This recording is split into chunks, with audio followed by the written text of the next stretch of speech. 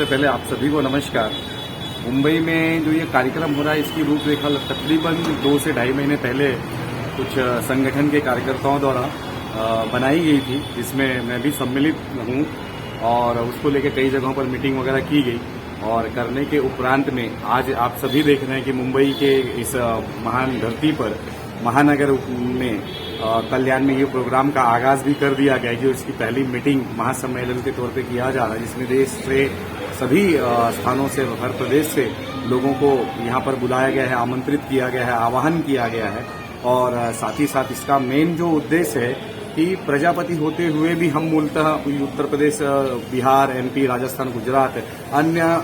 जगहों से बिलोंग करते हैं, लेकिन पर्टिकुलर हम जहाँ पे हमारी कर्मभूमि होती है वहाँ पर रहने के बावजूद भी हमें हमारे प्रजापतियों को ओबीसी कास्ट कैटेगरी में आते हुए भी सरकार द्वारा अनदेखा किया जाता है, जिसको लेकर समय समय पर हम सभी के द्वारा, सभी संगठनों के द्वारा इसकी आवाज भी उठाते रहते हैं, लेकिन फिर भी कहीं न कहीं जाकर वो पकड़ हमारी इस राजनीतिक क्षेत्र में नहीं बन पाती है, जिसको लेकर के हम सभी लोगों के मन में विचार आया कि इस महासम्मेलन का एक आगाज किया जाए। सभी को एक मंच पे, जितनी भी राजनीतिक संगठन हो या हमारे सोशल एक्टिविटी संगठन हो, सभी को एक मंच पर लाया जाए। और हम जिस भी प्रदेश में रहते हैं, भले ही प्रजापति भाई कोई राजस्थानी है तो राजस्थान में जन्मा हुआ, लेकिन उसकी कर्मभूमि अगर महाराष्ट्र है, कर्मभूमि अगर उत्तर प्रदेश है, बिहार है या गुजरात है, तो एटलीस्ट वहां पे उस राजस्थानी भाई को वहां का जो ओबीसी का आरक्षण मिलना चाहिए, या ओबीसी की जो मांगे होती है वो सरकार के द्वारा उन लोगों को मिले। इसका मेन उद्देश्य और मेन शक्ति जो इस महासम्मेलन के रूप में निखर कर आई है, ये उसका मेन उद्देश्य है। इसमें आपने एक चीज बोली कि यहाँ पे जो है राष्ट्रीय लेवल पे जो काम हो रहा है, लेकिन उसके अलावा क्षेत्रीय लेवल पे भी बहुत सी समस्याएं होंगी, उस विषय पे भी कभी आपने अवगत कराया या उसका थोड़ा सा जानकारी दे सकते हैं क्या? देखिए कैसा है, राष्ट्रीय लेवल पे बहुत सारी संगठनाएं हैं, संगठन है, काम तो कर ही रहे हैं, ऐसी बातें नहीं है। मैं क्षेत्रीय लेवल में जो यहाँ लेकिन अब रही बात की क्षेत्रीय लेवल में, तो क्षेत्रीय लेवल में बहुत सारी संगठनाएं छोटे छोटे वर्गों में विभाजित होकर ही काम कर रही है। जैसा कि आप सभी को मुझे लगता है कि पता होगा कि हमारे देश में लगभग 1047 से भी ज्यादा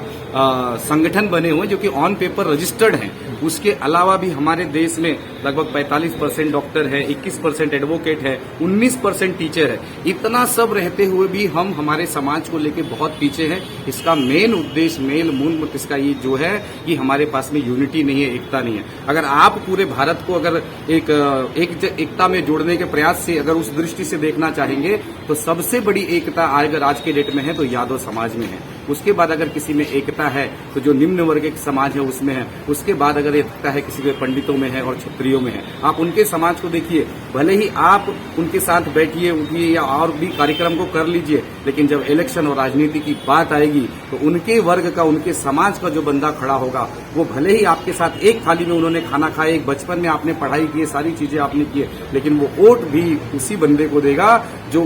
जिस समाज का वो बंदा खड़ा है। लेकिन ये सबको भी देखते हुए हमारे समाज के लोगों की आंखें नहीं खुल रही है कि प्रजापति को हमें किस तरह से आगे लाना चाहिए। महाराष्ट्र में राजनीति के क्षेत्र में कुंभार परिवार या प्रजापति परिवार की क्या भागीदारी है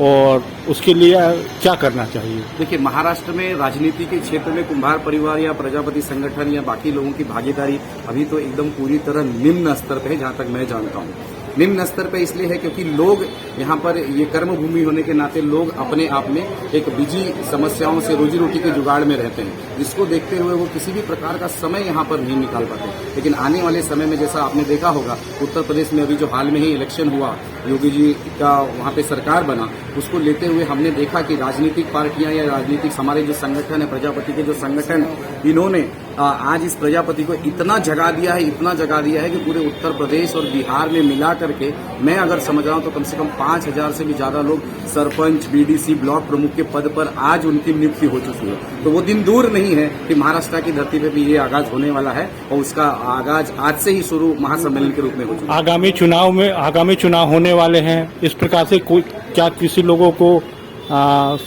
पार्टी से टिकट दिलाने का प्रयास करेंगे? आगामी जो चुनाव हो रहा है बिल्कुल हमारी पूरी कोशिश है। जैसे हमारे यहाँ से कांदिवली के विभाग अभी वार्ड अध्यक्ष है शिवशंकर प्रजापति जी, जो कि भारतीय जनता पार्टी से अतुल भातलकर जी के पीए हैं। अतुल भातलकर जी वहाँ पे सम्मानीय एक कार्य सम्राट विधायक है। तो हमारी पूरी कोशिश है और लगभग विधायक जी ने भी बोला है कि इस बार हम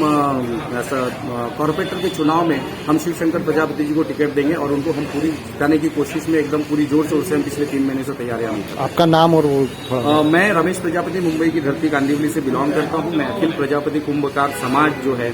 इसका राष्ट्रीय मुख्य महासचिव के पद पर कार्यरत हूं